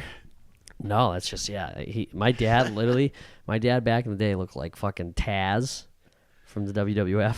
Okay. And Stone Cold Steve Austin had a fucking baby. It's just a really interesting guy. Like, walk outside with sleeveless and basketball shorts and fucking Jordans in the snow. Just like one of those guys. Funny. Did he have any fighting experience? Yeah, he boxed a little bit and wrestled in Columbus, Ohio. So he wrestled in high school 4 years. And then he boxed. I think it was 4 years. Might have been 3, but... And then just countless street fights. Like, I always wanted him to write a book about all the fucking shit that he's been through. And it's crazy. Do you think he would? I don't think he has the ability right now to even focus on something like that, but he, I always wondered if I'd call him and ask him just to tell me story after story after story. Because he grew up in the neighborhood, and we went there because his dad, my grandfather, still lives in this neighborhood. It's surrounded by just no man's land shithole. And back then it was different, like demographics. So his neighborhood was kind of like a lower middle class, kind of, everyone's doing their thing, getting by, but it was a gated community. And then on the outside of the gates was fucking skinhead, white trash, Nazi fucks back in the 60s and 70s and shit. In Ohio? Mm-hmm. And he said they used to live in shanty shacks. They used to live in fucking tin shacks. Yeah. And I totally believe it. Well, right, yeah. That was because that was that impoverished community at the time. They were like fucking over the top. And it makes sense because it's like, you see a lot of those decrepit style living situations in like Mississippi and fucking Oklahoma and all these like Midwestern places and Illinois and shit. So, but obviously when I went there now, it's different. It's crummy. It's gross. But it's not what it was. And not filled with hate. Right, so he said he had to walk to school every day. Every single day, he said he would get in a fight. He said he got in so many fights to the point where it was just like... With the white supremacists? Your dad white? Mm-hmm. Just different values? Oh, yeah, he said they were the worst. He said when busing was going on, there was conflicts. But he said he would go to the black neighborhoods and play basketball or fuck around with his friends, and no one bothered him. But every single time he walked through that neighborhood that he was on the outside of, he said you'd have to run. Sometimes you'd have to run. Like, as soon as you get to the starting line, you're like, I got to run 300 yards in a straight line to get to my gated community, because they would have it shut. Mm-hmm. Like, no, you can't get the fuck in here. He said sometimes they'd hop the fence and they'd get in fights too. But Dang. That was his first fight, because I asked him, I was like, what was your first fight? And he's like, my first fight was when the skinhead kid jumped over the fence one day. He was like a older teen, like 16, 17, and my dad was like 14. And it was snowing out, like heavy snow, chunks of ice everywhere. And the kid was like, yeah. He's like, anytime you step outside of this fucking wall, or anytime I come over here, you give me everything you got, blah, blah. He's like, fucking, and my dad's like, oh, okay. And he said he acted like he was going to turn away. And he grabbed the chunk of ice, and he fucking threw it at his face from like probably me to you. Mm-hmm. And he said it just fucking crushed his nose, and he was gushing blood, and he fucking ran out. But he said that was like what started it for him. Like The beginning of the war. Yeah. Every single time. Because, you got Scottish immigrant parents who are like not like that train of thought Mm-hmm. isn't really in the house, because my dad was very like, treat everybody no matter what they look like with respect, Yeah. And, when someone jumps over a fence And demands and your property. or just tells you that, like, right off the rip, you're just like, and kind of like where they come from and who they are. You're just like, no, thanks, But yeah, tons of fights in high school. Got in some fights in his early 20s, and then he fucking had me. So that kind of put all that to a halt. But he was still getting in shit. Like, I think his last fight was like, and again, he's in his 50s now, his late 50s, but his last fight was like 4 years ago. He got into a brawl with his neighbor. And I'm like, okay, well. it's time Like, do I need to parent you, Dad? Right, yeah. It's just too much. And, yeah, funny stuff.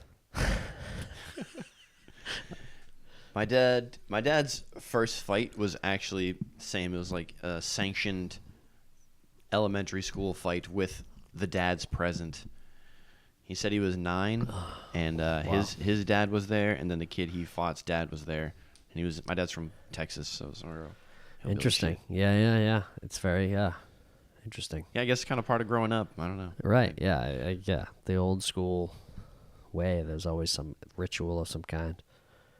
In Ohio, it was just, be a bigger dirtbag. And Texas looks like they had some kind of athletic commission for kids to fucking brawl, What's your dog's name? Cora. What is the significance of Cora? Well, Cora came, what do I want to say, 2021, when I'm like a year after. My ex-wife was like, oh, we should get a dog, And I was a little hesitant, but I feel like when I work, like, she did a lot of work from home at the time, but I work out, and she was like, oh, just keep me company and, whatever. And we adopted this dog.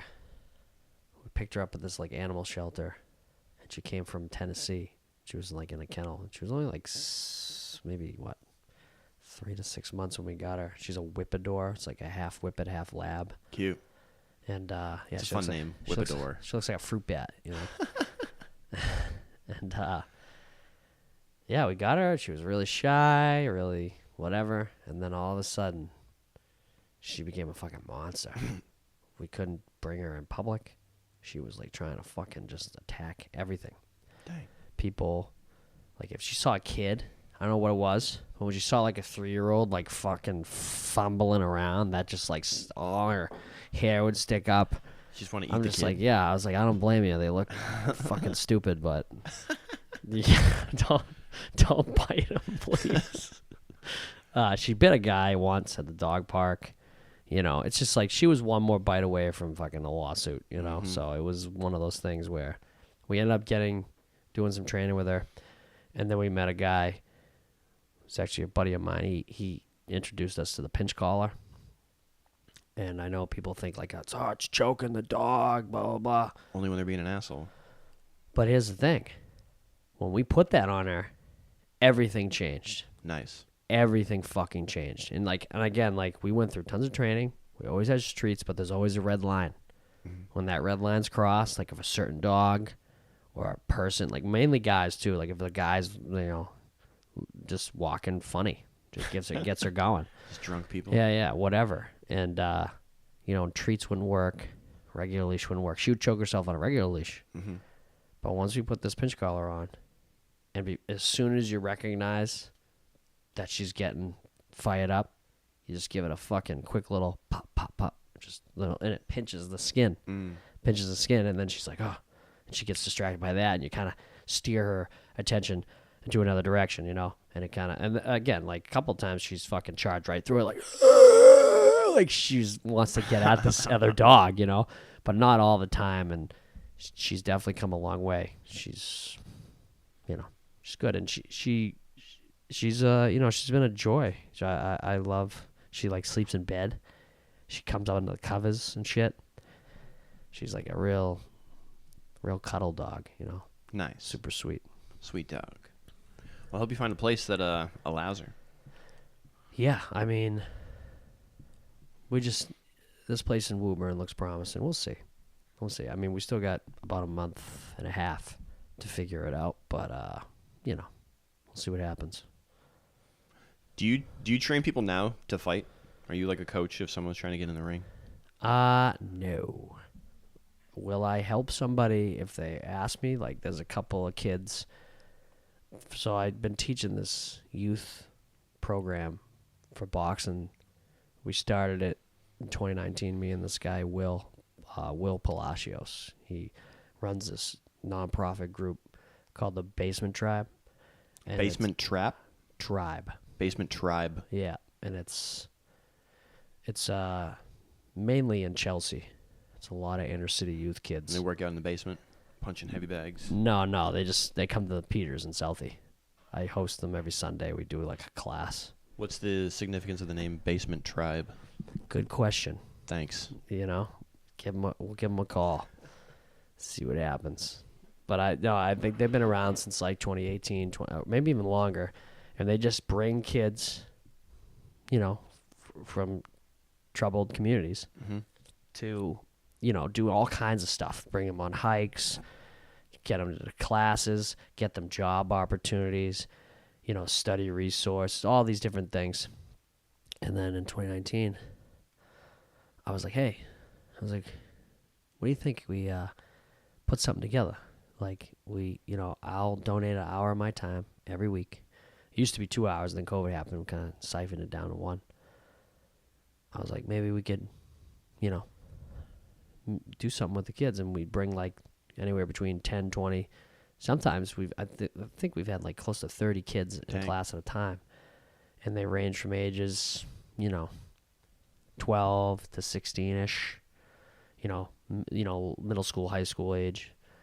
And it was an unbelievable success with the program. We've had kids, go off to college, graduate high school. That the only people in their family that do so out of brothers and sisters, you name it. The people that really just got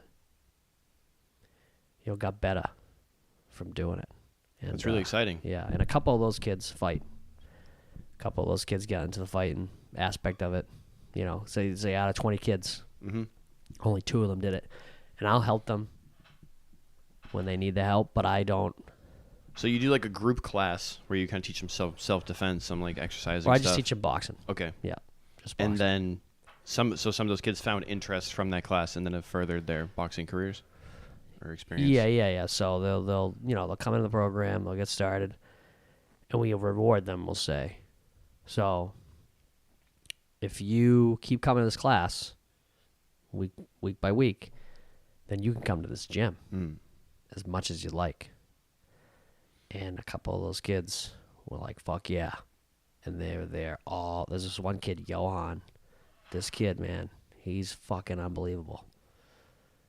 He's like 15 years old. He's in the gym 6 days a week, maybe 7. He's there all the time. He's having his first fight soon. And he, popped the border with a backpack. Shit. Uncles or family sent them, Mm. And then he got linked up with other family here. So he's That's- motivated. Well, it's incredible because, the way that kid is, like, the work ethic of that culture is from Colombia. That culture, it's unstoppable. The kid will not stop. I had to tell him to stop. I'm like, you're gonna hurt yourself, because he will not fucking stop. He is unbelievable, unbelievable. And there's another kid, Jose. He's actually a carpenter now, so he's the only kid in his family out of the brothers to graduate high school. And then he went into carpentry, and he's just won the Marciano tournament, so he has a belt and stuff. It's really cool. And he's another story. There's a few of them. There's also Anicia. She's going to the Army or National Guard. I'm pretty sure it's one or the other. But graduated high school, very goal oriented. I guess it just creates goals for kids. Ever do any tap dance or ballet? No, I have not. I took boxing when I was young, like 10 to 12. And the gym that I went to, they brought in like a tap dancer once and had us like do some footwork. Really? Yeah. No shit. When you work with the kids, do you talk to them about like mindfulness and like being in the moment and not letting their anger and their emotions kind of like take over? Because you're working with a lot of like inner city youth today. They have a lot of like behavioral and like quick to react kind of. Not so much in the class, but in regular life. Yeah. Yeah, for sure. I think there's a couple kids that have gone through, a lot of fights and stuff like that, and dealing with that, and I definitely give them my advice and try to help them, like, not feel like they have to take it out on somebody out there, like, using the gym as an outlet, and I was just thinking of one story. This kid got in a fight and he kept getting bullied, and the police got involved eventually, but he ended up stabbing somebody. Yeah. And he's not in trouble. He's okay. Like, he's like 14 or 15 years old, and I guess he was just being consistently harassed and bullied, and for whatever reason, police weren't taking notice. Mm-hmm. And then finally the kid snapped, but no one died. But kid definitely got a little piece of somebody, and stuff like that, like giving him the opportunity to be like, oh, if you're gonna gravitate towards, he wasn't gravitating towards it, but it's like, if you got to try to blow off that steam, that's the place for it. Is the gym, It's a better environment for it. Yeah.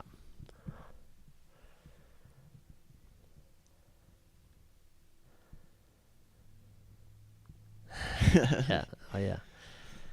Yeah. Yeah, man. So how about these drones? What the fuck's going on there? There's so much drone action. The drone action is pretty wild. I'm not too concerned with it. I feel like it doesn't look like aliens to me. I read something interesting on the internet. Somebody that apparently like worked in that field, they said that it looked like they were searching. They said they looked like it could have, like the patterns that it was producing looked like it was searching for potentially like a chemical spill or like a nuclear. They said they might have lost a nuclear weapon in the Ukraine conflict and that they're looking for it. So that's... What, it fall off the fucking barge? Like, yeah, what? something like that, honestly. So When I was in the Air Force, they told us about a story. Like we would constantly hear about this during like safety briefings and like different like procedural kind of briefings. There was an incident where on a training mission, they accidentally put live nukes on a plane and then sent them to another base for training. And then when they landed, the people that were there were like, "Hey, how come these don't have the like training tags on them?" Right. And they're like, "Oh shit, they accidentally sent fucking live nukes." So I turned the plane around and sent it back. Yeah. Yeah. I was fucking, I watched this insane documentary on hydrogen bombs, nuclear weapons and shit, and about how, like, you know, they're so just mishandled, just like shittily. Yeah, it's really like, wild. In like 1980s or 70s, we like fucking accidentally like crashed a plane with one in it. And it's like fucking somewhere still, just nowhere to be found. There is a number of missing nuclear weapons somewhere in Right. the world, which Yeah. is alarming. Yeah, that was like I think it was the CIA that ended up busting some guy that was buying enriched uranium or was it plutonium? I'm not sure. From a factory in Russia that was just so shittily run that you could just like be like a factory worker and just go like this. Grab the shit bare hand. Wow. Because it's not radioactive until it gets whatever. I don't know the exact mechanisms, but it's not like going to kill you if you throw it in a bag, you know, like the actual raw ore. Interesting. I'm pretty sure. This is yeah, and they ended up busting this guy. They posed as like Nuclear they buyers. yeah, exactly. Like, yeah, we're looking to make a fucking bomb, you know what I mean? And the Russian guy's like, sick. He fucking sold it to him, and then they got busted. But yeah, they were just saying how like bad their controls are. They're just like, yeah, anyone could potentially do this. Yeah, a lot of our nuclear technology is extremely outdated as well. And that's kind of the interesting thing. They're talking about, like, you know, Trump, when he gets in office, was like, he said before they were talking about de-escalation. So it's like, instead of, because we're at a kind of a point now where it's like, do we update our entire system and have brand new top of the line shit? Or do we like stop developing this type of weaponry and technology? So we'll see what happens. Yeah. Because they do inspections as well, which is kind of ironic that, like, even though Russia is essentially like our enemy, they have like nuclear inspectors that come over here and look at our nuclear arsenal, and then we have nuclear inspectors that go over there and look at their nuclear arsenal. Isn't it just so fucking dumb though? It is. You know, it's all just like ridiculous. these fucking, just like, you know, yeah, let's make enough weapons to destroy the Earth 10 times. You know, like. Yeah. I was listening to this TED Talk. This guy is like a nuclear physicist. He was talking about how if India and Pakistan just went to nuclear war, like mid-range nuclear war, and they dropped 50 bombs in like 2 months, it would block out the sun because all the fucking soot from all the evaporated fucking concrete and buildings and fucking people would literally create like a haze. He said it wouldn't be like a full like asteroid nuclear winter. He said it would be even worse because it would be like a haze where you could see the sun, but you're receiving being no tormented. nutrients from like anything. You know what I mean? Because at least from the asteroid, it's like, yeah, everyone's probably gonna die, but it's like, it's like enveloping the Earth with all of its raw material that it already essentially, right? But when you create like a man-made explosive that leaves so much residue and shit, and it's like evaporated concrete and shit. You know what I mean? It's like, ugh. It's like shitty. Yeah, it seems like getting rid of them is in the best interest of humanity. Yeah. But it's also crazy to like think that we have them on submarines too. Like there's nuclear subs that are just in the water. You know, same thing happens to them. They get, you know, they sink, they get lost. Yeah. They're right off the coast. Yep. There's like Russian ones off our coast. We're right off their coast. Right. Hopefully it all just doesn't happen. Yeah, I mean, that would be great if it didn't, you know? It seems like, I don't know. It seems like it isn't gonna, but who knows? We're the only ones to do it so far. That's the other thing that's kind of crazy is like America has like done it. Like we did it. It happened. We blew up a country with nuclear bombs. Right. and it hasn't happened since, thankfully. But yeah, it's one of those things. You kind of like, I don't know. It's the same as like when you're being friends after a fight. It's like you did something so shocking. They're like, all right, let's pull it back a bit. Yeah, I think everyone agrees that. We gotta remember, like, what did the people want in all this, right? Because it's like it's always up to the choice of a politician or, like, what if we took a fucking live action vote on everyone's phones, like, should we fucking bomb, Guatemala? Everyone's like, yes or no, and I'm sure there would be resounding no's across the board. I think people just want to live the lives they have and just want to be fucking doing their thing. There's so much fucking tug of war with all these stupid ideologies of all these fucking jackasses that want to fucking say, this is what we should be. No, this is what... So you're suggesting that, humanity doesn't trust what they think is good for themselves, which is basic survival, which is fucking... Yeah. People just want to do shit like this. Just want to live and let live. Right. Go to fucking Chipotle and stuff my face with a burrito, Hell yeah. Or whatever. Have some state-sanctioned violence. Or whatever it is. They want to put that all in jeopardy for whatever reason. I don't know. Maybe they fucking know something I don't. Maybe the United States military is like, no, we had a fucking time traveling alien fuck come back and say, hey, listen, you better stop this group of people from doing this or else they're going to do this. And we're like, fuck. We got to create and do a situation that's going to make it happen. If that's real, they should at least tell us. Yeah, right. I'm sure that would go great. Especially for very religious folks. They'd probably fucking shit their pants. Do you feel like you've ever seen a UFO or had any kind of I definitely interaction with I've seen a UFO. Where did you? 2 times that I saw. One time I was eyewitness to it, and I actually saw him at a buddy's. Alien? What do you mean him? No, my friend had a buddy's birthday. We were at a fucking Hess gas station, and we were filling up. He was filling up air in his tire. Sure wasn't a Hess copter? Yeah. The Hess trucks. And it was 3 of us, right? But one of my buddies was in the SUV, like he wasn't looking in the sky. And to top it off, in his arrogance, he wouldn't even look because he was being such an asshole. Dang. He was like, yeah, you guys are fucking stupid. Bro. We looked up in the sky, and it looked like... Yeah, so in Norton. So it was like... It's a speedway now, but it was over... It's over the woods, and again, it was high up. Like, it wasn't, like, low. Mm-hmm. Like, there's a lot of woods in Norton and stuff like that. Day or night? Night.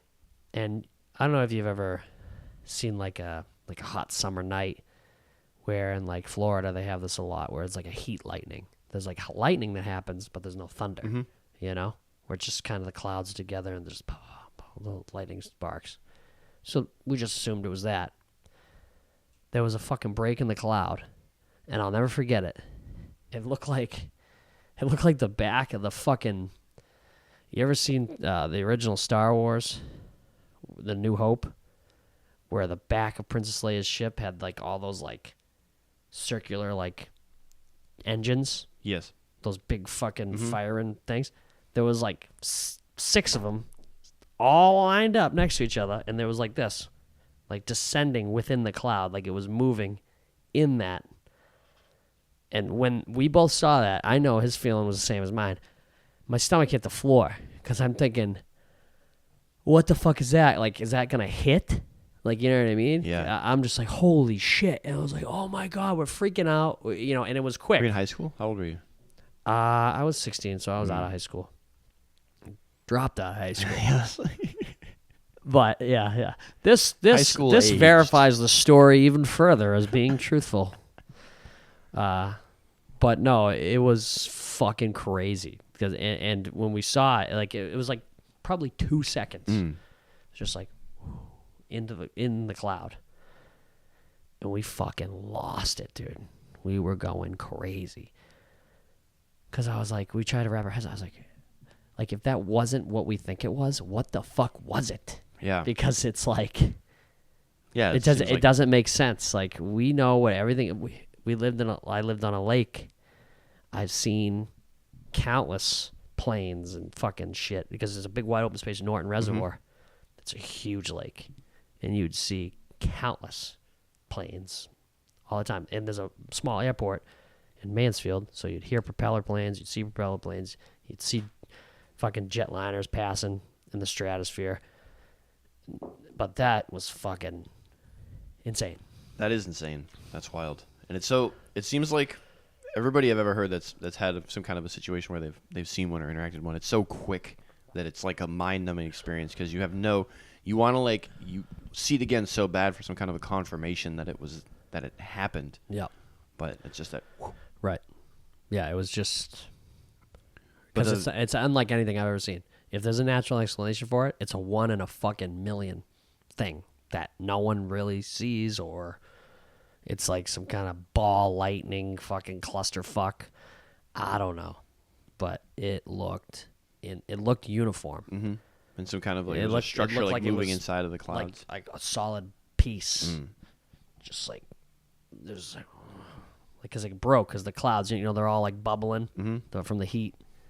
Like the cumulonimbus fucking thunderhead, right? And there's like little lightning fucking flickering, and then it just opened up, like cracked open a little bit, and you could see inside of it. I'm just thinking about it still, and I'm like, what the fuck was that? It was fucking nuts.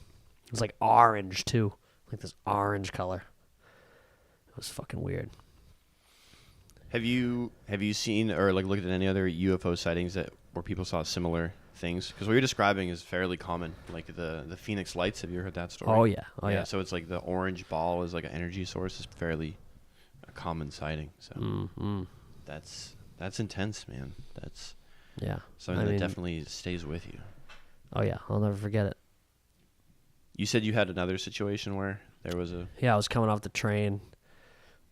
My buddy lived in Sharon at the time. Massachusetts? Yeah, and I was coming up. Towns I never heard of, dude. Yeah. South Shore. I don't go down there. Yeah, it's fucking no man's land. Don't waste your time. But I come off the train in Sharon. And it was like... That's why the aliens are there, because there's no people. It was like probably like 6:30 p.m. Summertime. So it was still kind of daylight. And I remember I was walking up the stairs. And, it's big open sky. Still kind of like dark blue, like not night yet. But, you could see a few stars just flickering in. And I saw one just looked like kind of like a bright star. And it was just sitting there. And I was like looking up and I was like, oh, it looks kind of bright, like peculiar, right? And it just looked like this. Stayed there and then just went like in a straight line, straight down and disappeared. I was like, well, and I've seen meteors. I heard a meteor once too. It was like a 24-hour diner in Taunton. Fucking, we heard one crackle. Came in, you could hear it like breaking up. Whoa. And me and my buddy, different kid though, same thing. Stomach hit the floor. Like, is this it? Like, is this what it's like when something like this comes in? Because it was bright and it made a noise, but not like a super loud one. And we're like, oh shit, like, is this about to go boom and we're all fucked? But similar situation, that thing just kind of just instant 90 degree. Like, not like a shooting star where it's coming in at an angle. It was there. It was stationary. And then it just went. That's wild. Yeah, and again, really quick. Yeah, you're tapped in, dude. Not these elaborate fucking... Do you look up in the sky often? Like, do you feel like you're looking around? I feel definitely do. like people that are constantly looking are the ones that see it. Yeah. And I got great eyesight. I got, like, better than 20/10, which is Even with all binoculars. even with all the head punches? Believe it or not. Yeah, thick skull, dude. I fucking had, every time I go to the eye doctor, I piss them the fuck off. They're all wearing glasses, and they're like, stop testing them. They're like, stop reading the lines, because I'm fucking down to the smallest goddamn line. Like, want me to read it backwards? It is getting a little blurry the closer I am, though. Like, it's right here is like blur. It's getting there. So, I'll be reading books like this, and then eventually have glasses, but... How many books you reading, dude? Fucking not enough. Fucking halfway through one that I've been reading at the laundromat. I don't know. I used to be into it, reading books a lot, and then like I was on like a spree. then I stopped. And then now I'm just like, I do read like a lot of shit though, like online, like not like the occasional Consume Facebook information. Yeah. The Facebook comment sections are just fantastic reads. It is. No holds barred. But no, I definitely read articles and different kind of shit. Have you ever had a dream where you felt like you interacted with non-human intelligence? No. I've definitely had dreams like that. I could say I had a couple of dreams of like maybe shit like that. Like the gray alien caricature, but like not in like an actual sense. So you dreamt of an alien scenario. Yeah. In that sense. So you feel like, can you remember like what was, it was just like aliens was like an invasion? Yeah, or they were just like eating people. They were eating people? Yeah, Just so you had they a, were like you had harvesting people. You had a nightmare that gray aliens were harvesting people? Yeah, eating them. I don't know. That's rough. Was that when you were a kid, or did you feel like more recent? Yeah, it was when I was... no, actually, it was when I was in my like mid-20s. Just a weird fucking... Just a weird dream that stuck with you? Yeah, I just kind of... It's like one of those few dreams that I actually remember. I had a dream that I interacted with an alien, and it made me super uncomfortable when I woke up because it felt more real than other dreams that I had had. I don't know if it's just because it was like in my house, but here's my dream. I was asleep, and this alien was outside of my house. It was like a gray alien. He had on a spacesuit, and he was outside the house, but he was communicating with me telepathically in my dream. But I'm asleep in my bed, and I'm in my head thinking these thoughts, I guess. And I had to give him something. It was like it looked like a hockey puck, but it wasn't. It was like some kind of a transponder, like transmitter or something like this. And so he was like, go get this thing. And so I got it somewhere in the house. And then he was like, put it like in my basement. We have, it's like a bulkhead, so we have steps up. He was like, put it at the top of the steps. So I go into my basement and I put this like black hockey puck at the top of the steps. And then he telepathically like zoop, pulled it out. And then he got into like a spaceship that was like hovering. And then he went up. And so I saw like the hockey puck like zoop. And then I ran up the stairs and I opened the door and I looked up into the sky and I saw a spaceship like a UFO circular disc go up into the sky and then shoo. Yeah, you sure that didn't really fucking happen? I don't know. I woke up and I felt violated. Yeah. And I was like, wow. What? Because I don't even have like vivid dreams that often. Yeah. And so that was just it shook me for some still I'm like, did that happen? Probably a dream, but very vivid. Wow. That's intense. That's a vivid fucking dream. Yeah, I never had a dream. I used to have a reoccurring dream when I was like 3 or 4 years old, which is kind of weird. But I can't really, I used to draw it when I was a kid, but I never really. Can you remember like the details of what it was?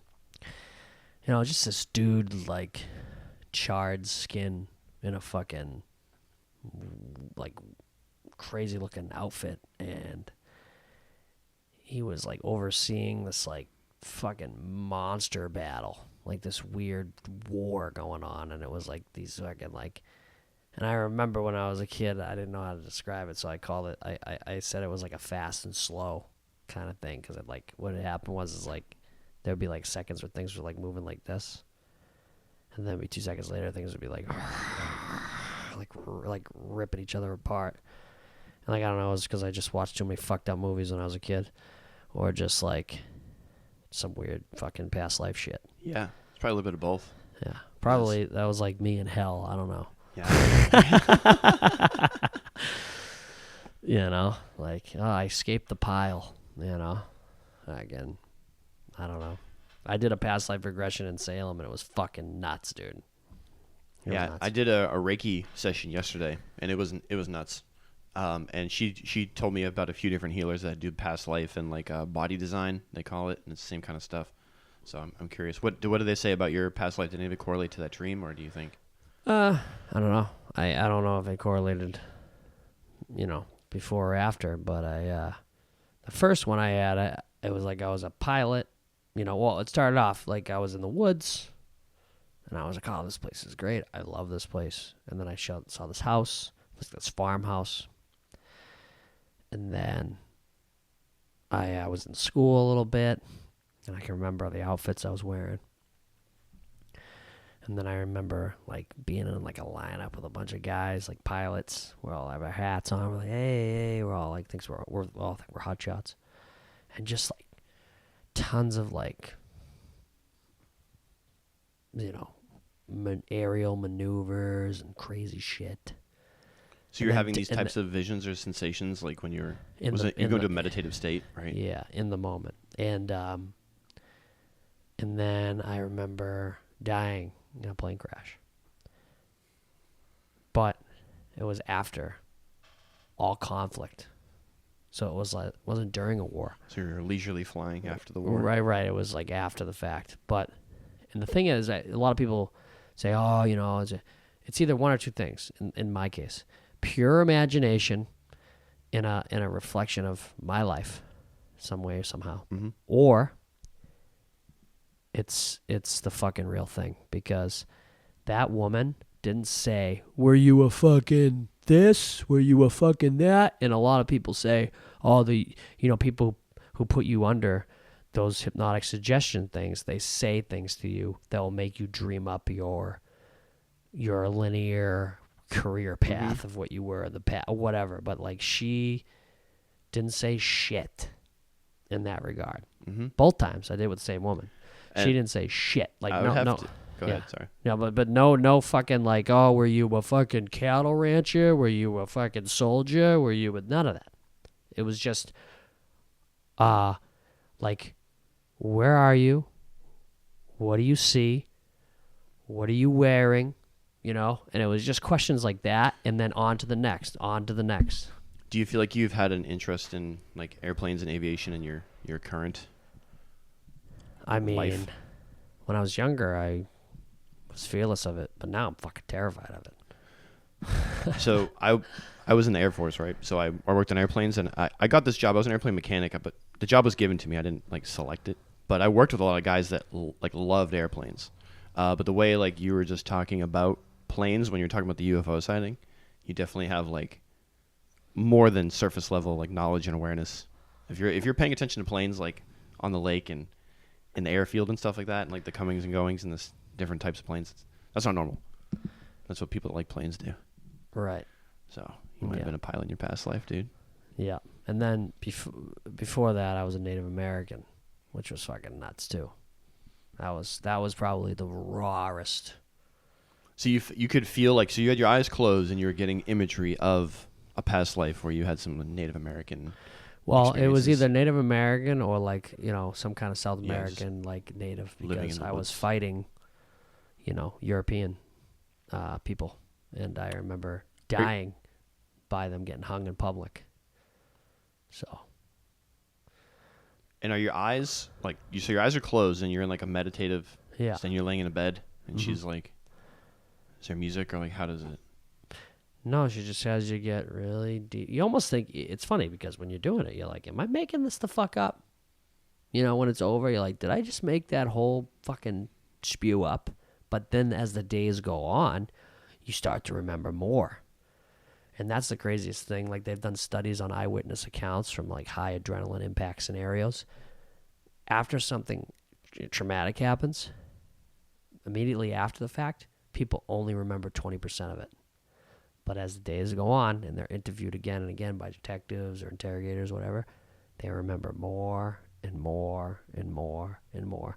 So when she tells me, like, the first past life I had, she was like, I wouldn't drive a car tonight. She's like, you're going to be feeling kind of shaky. And that was during the pilot situation. She was like, you're definitely, you lived a life that was, quite unique, and I don't think you should drive your car tonight. Luckily, my wife was there, and she did it too. I wonder if you did it again, would it be different? And are they always? Well, you said they're not telling you anything, because it's like, what if you just like worked a normal ass boring life and then nothing of any substance happened throughout, and you just died like of old age peacefully? What would your imagery and memories be? Did you go back to the rug store? Yeah, right. Because it's what like the rug store, like. Yeah, you know Rick and Morty's deep Rick and Morty joke. I don't. seen I it? never. I've seen the Australian version. Oh, I don't even know what That's that it. is. Oh yeah, you'll enjoy it. Okay. You have to watch it. They Sorry, I'm just sending this text okay. out real quick because Is this is like. the joke in that is they're on like a planet that's all just like video games, and so one of the games is a VR, and Morty goes into this VR, and it's a whole life simulator. It's a whole life simulator, so you go all the way from childhood through your life in this VR, and he as an older man, he's like working in this family rug store, and he gets cancer, but he beats it, and then he goes back to working in the rug store, and he dies by a rug like falling on him, and he gets trapped underneath. And then he pops the VR headset off, and he's just he's in an arcade with his grandpa, and that's what he says to him. He's like, "You went back to the rug store." Okay, so you were doing you did a past life reading, and your ex-wife also did past life reading. You said hers was wild, fucked up. What was her scenario? What was her scenario? Her scenario was, her father was like a ruthless, like British or French lord that lived in the States and was like, she saw natives get executed. And, she was like, she might have been like, I don't know, like 17, 18 when she died. Just like, just horrible shit. Like he was like a fucking weird. And so you see this as a dream, or is it just like, seems like memories are being imprinted? Well, it's like linear with no guidance other than the fact of like I'll give you so pretty much like mine started off in the forest, then I went to the house, then I went to the school, then I went to the pilot these are just fire pilot stuff, and then images then I went being to the projected in your head. And then as the days go on, you kind of remember more and more and more in the first person. And what does she do to talk you down into the state? You get really relaxed, and then you see like she's like, you're walking down a path, and when you get down to the end of the path, you see, a few more steps, and with each step you take, you're getting deeper and deeper, and then and once you get to the end of the bridge, I want you to look at your feet and tell me what you see, and then you just go. So and I recorded mine on one of my old phones, and I was curious. I was like, I wonder if she said anything, because I was so in it. Yeah. And she didn't. So I thought it was kind of interesting. It's like, okay, well, that's why I was like, oh, did I even make this up to line something up within my life? You know what I mean? Mm-hmm. That I got this situation with this situation with this situation with this situation, all roped in to kind of make this story come to life in my own head to represent my life now, or some way, somehow. But I don't know. I'm pretty convinced I found out who I was on the the pilot one. So you feel like you pulled something from it, like something actually resonated from that experience? Oh yeah, I mean, I didn't play video games after that for 3 to 4 straight months. I didn't even pick up a controller, which is pretty unusual for me. Did you feel that was you didn't need that relief, or did you feel that you were traumatized from crashing an airplane? I just felt like what I had done in that life was the video game would never be enough to match that. So you had to get in the ring. Well, I mean, no, I did this. Yeah, you're already already in the midst of that, but it was just funny because I'm just thinking in my head. I'm like, wow, at that time I was like, video games, fucking whatever. Have you been knocked unconscious? No, you said you only had one concussion, right? Yeah. Thankfully. Well, in the ring. I don't know. I'm Bell not sure. rung. I'm not sure. Maybe a few. Yeah. I don't know. But I think have you been punched out? out? Out. The only time I've been dropped, but I was awake. Mm-hmm. I've never been knocked unconscious. Never been knocked unconscious. But I got dropped one time with a headshot, but I wasn't even in my head. Well, actually, 2 times. One time in a pro boxing fight, I ran into a left hook that put me down for an 8 count. I got up. Shouldn't have done that. Yeah. And then the second time, I got hit in the neck with a head kick. It went right his shin. He had a shin pad on though. It wrapped around my neck and it cut the blood off in this artery. So when that artery gets struck, Just your whole body shuts off for a second. Yeah. And I remember it. I remember thinking like, why can't I move? And like I was falling, like I did like a somersault. I landed on the ground. Whoa. You're thinking in real time as you're going down. Oh yeah, I still remember how I fell too. It was very interesting. Yep, and I remember that left hook I got hit with. How about a choke? I've been close. I've Yeah, I'm tapped. trying to think of like I'm very stubborn in chokes. I get fucking like I'll sit in a triangle choke for fucking half a round from a black belt before I fucking go out, or before I tap. I'll usually tap, but yeah, I've definitely pushed myself to the limit sometimes, but I haven't passed out. I've been dropped with body shots and sparring though, for sure. I got hit in the liver a couple times boxing. So you said high. What was where you said it earlier? High impact adrenaline knock. You said like trauma. Is that the word? Can you say it again? When they're talking about the studies of people like not remembering and then the information coming back to them. Oh yeah. It was in this audiobook I'm listening to. He's talking about how it's called On Combat. Talking about how like police officers, military, and people who are in any kind of like a high adrenaline, high impact scenario where there's like a lot of like there's life and death, there's violence, there's something like that, or a car accident, or like something that will almost feel like it's gonna take your life away. Yeah.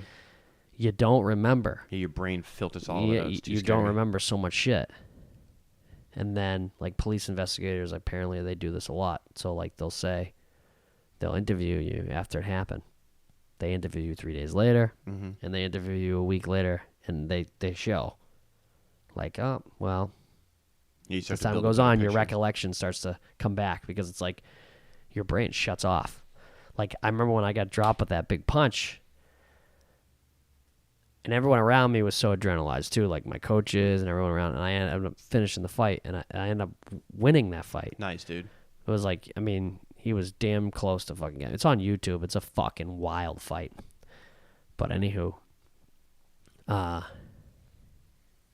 remember after I got out of the ring, I was like, when did he hit me with that?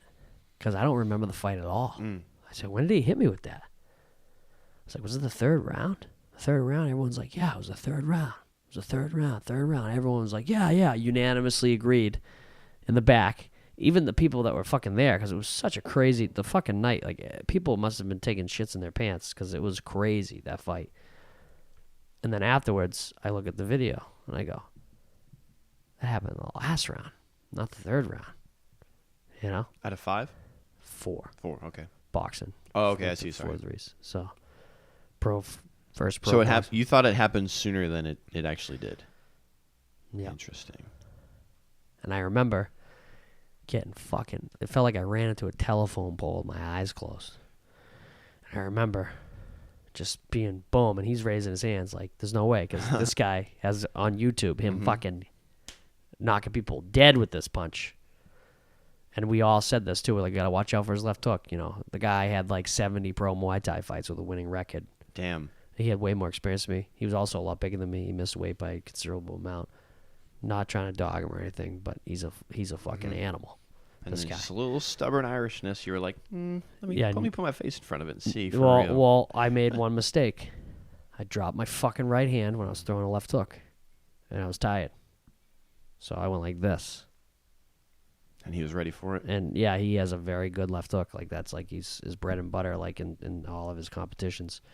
And he boom hit me right on the tip of the chin. Dang. And it really felt like having your eyes closed, run into a wall. Boom. Fell down. Ref's like, 1, 2. I take a second. Like I don't rush because I remember saying this to myself in that. So again, this split moment interaction of like being caught up in that, like that split second now. because like I only have seconds to win or lose, right, or to be knocked out. I go, fuck, don't rush. We'll let him count to 8. Get on a knee. I look over, and his corner's right there. And in his corner, his coach is looking at me. This Brazilian dude. He's looking at me. He goes, oh, sleep, sleep, sleep. Go sleep. Go sleep. Like right to my fucking face, bro. And I was like, all right, you motherfucker. So I got back up, finished the fight. And if you see the fight on YouTube, you'll see at that point, afterwards, I was like a unleashed animal. Hell Just yeah. fucking ran at him. A couple times he was trying to finish me. He was fucking winging big shots, and literally, he was missing me by this much. Like, whoa. Literally, like I was slipping, like moving my head like drunk box, and like slipping my head, and he was like moving this way, like literally grazing my face. You're just watching traffic. I was fucking like an inch, maybe less, half an inch away from getting fucking boom bulldozed out. But I came back and I finished the round strong as fuck. But yeah, that's what I remember. That I remember fucking being knocked down, looking at this fucking asshole in the face, and he's going, "Oh, you go sleep, you go sleepy, sleep." I'm like, "You fuck." Turns out that he lost it for his guy. Yeah, well, the it's motivation funny. to It's like kick some because that ass. guy's, his record's like 1-19. The guy who was telling me to go to sleep, which is fucking so ironic. I'm like, buddy, I've seen you go in there and fucking just flop like a fucking fish for $1,000. You know, $1,000 is not enough for me to fucking flop. If someone was like, hey, we got a monster we want you to fight, what do you think, 20 grand? I'm like, 20 grand? That sounds reasonable. I would do it for 20 grand. You're right? Yeah, right. See, that's what I mean. Everyone's got a limit. Yeah. How many times you're gonna do it for 20 grand? Probably not a lot, I'd but find a maybe. way to Yeah. invest it afterwards. Yeah. How many more times can I pull this off? And you got to be worth 20 grand. That's the other thing too. Like, you got to be one of those guys that a promoter's gonna be like, it's probably gonna be a bigger league though, like a bare knuckle, right? Bare knuckle probably pay you $10,000-$15,000 to step up against a fucking stud. Hell yeah. Fucking a month's notice. And that's terrifying. Give him my number, dude. Sounds fucking terrible. James, has been a lot of fun. Yeah, man. Hell yeah. Fucking Appreciate it. congrats on your fights. This shit's been awesome seeing you. Yeah, man. And we'll do it again soon. Yeah. See you Thursday. See you Thursday. And Wednesday. And Wednesday.